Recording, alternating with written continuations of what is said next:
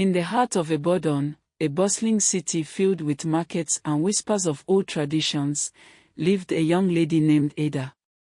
At 19, she was strikingly beautiful but carried a fire in her spirit that burned with rebellion. Her mother, Mama Chinedu, raised Ada and her younger brother, Chinedu, alone after her husband's passing. Mama Chinedu worked tirelessly as a seamstress, but their humble lifestyle never satisfied Ada. "Mama, I can't live like this forever," Ada would say, her eyes scanning the small, cramped room they called home. "I deserve more. You don't understand what life has to offer."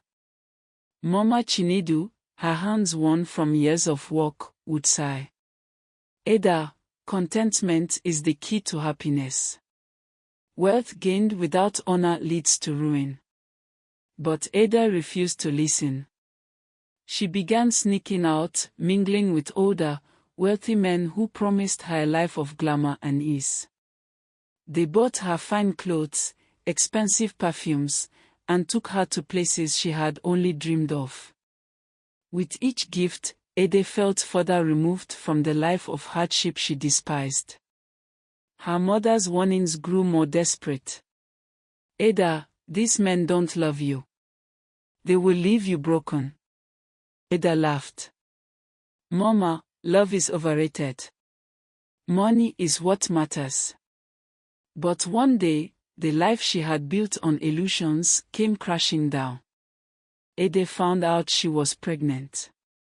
The men she relied on, who once showered her with attention, disappeared, their promises turning to dust. Fear and shame gripped her heart as she returned home, hoping for comfort. Mama Chinedu's face fell when she saw Ada, the truth evident in her daughter's eyes. "I warned you," she said, voice trembling. "You've brought disgrace upon this family." Tears rolled down Ada's face. "Mama, please, I have nowhere else to go." But Mama Chinedu's heart had hardened with disappointment. "You must leave, Ada. You chose this path, now face the consequences." With a small bag of clothes and a heart heavy with regret, Ada was cast out. Alone and desperate, she decided to leave Ibadan, taking the first bus she found to Lagos. The journey was long and filled with uncertainty. When she arrived in the sprawling city, the chaos and unfamiliarity overwhelmed her. Lagos, with its towering buildings and crowded streets, felt like a maze. Ada wandered aimlessly, the weight of her growing pregnancy pressing down on her. She had no money, no friends, and no plan. Hunger gnawed at her, and she slept in alleyways, surrounded by the distant hum of city life. Days turned into weeks. Each day was a struggle for survival. She begged for food, her once beautiful face now gaunt and hollow. The nights were the worst, filled with the echoes of her mother's words and the cries of her unborn child. One evening, as she sat outside the market, tears streaming down her face, she whispered, "Mama, I'm sorry. I didn't know it would be like this." Her spirit, once proud and defiant, had been broken by the harsh lessons of life. But it was in her lowest moment that a glimmer of hope appeared. A woman named Auntie Funk, who ran a small kiosk nearby, noticed Ada's plight. She approached, offering food and kindness. "You look like you've seen hard times, my dear. Come, let me help you." Ada hesitated, her pride clashing with her desperation. But hunger won.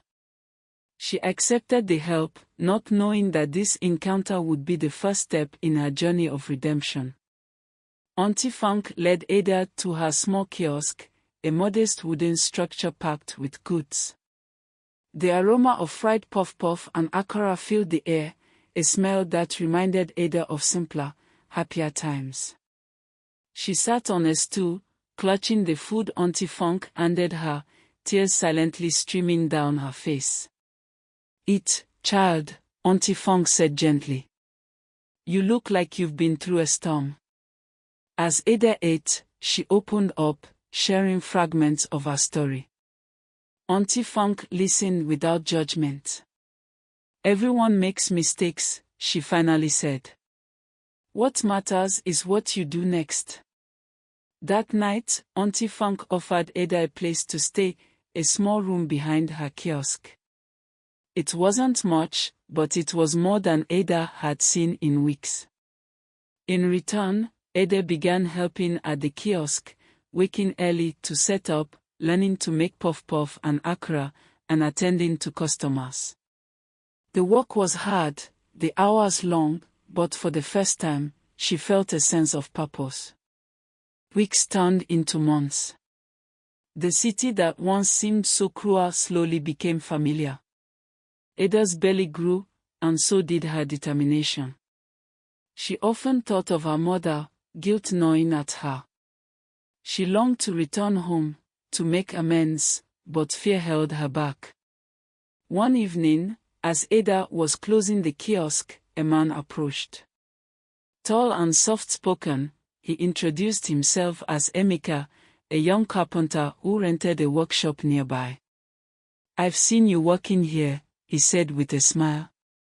You remind me of my sister, she always had that fire in her eyes. Ada felt a blush rise to her cheeks. Emeka began visiting the kiosk more frequently, always finding a reason to linger. They talked about their past, their struggles. Ada, for the first time, found someone who listened without judgment. You've come a long way, Emeka said one evening. I see strength in you, Ada. His words touched something deep inside her. Slowly, a bond grew between them. Emeka's quiet kindness and steady presence became a source of strength. When Ada went into labor, it was Emeka who rushed her to the hospital, staying by her side through the long, painful hours. As she held her newborn son, tears streamed down her face. I'll be better for you, she whispered. I promise. With Emeka's support, Ada continued to work hard. She saved money, learned to budget, and even started attending church. One day, she made a decision: she would return to Ibadan to seek her mother's forgiveness. The journey back was filled with anxiety. What if Mama Chinedu refused to see her? What if the shame was too much? When she arrived, standing at the door of the small house she once despised, her heart pounded. She knocked. The door opened, and there stood Mama Chinedu, older, wearier, but with the same strong presence. For a moment, they stood in silence. Then Ada fell to her knees. Mama, I'm sorry, she sobbed. I've made so many mistakes. Please, forgive me. Mama Chinedu's eyes filled with tears. She knelt, pulling Ada into her arms. My daughter, she whispered. You've come home. That's all that matters. The days that followed were filled with healing. Ada introduced her mother to her son, named Chinedu after her brother. Mama Chinedu held the baby, her face softening. You've been through fire, Ada, but you've come out stronger. NK. Back in Lagos, Emeka waited. When Ada returned, he proposed. I've seen your heart, he said. It's beautiful, and it's strong. Let's build a future together. Tears welled in Ada's eyes. I never thought I deserved love. Emeka smiled. We all deserve a second chance. Together, they started a small business, a food stall that grew into a restaurant. Ada became a beacon of hope for young women in her community, sharing her story, warning them of the dangers she had faced, and offering support. The girl who once chased shadows of desire had found something far more precious, a life of purpose, love, and redemption. And as she watched her son play, she knew the toughest journeys often led to the most beautiful destinations.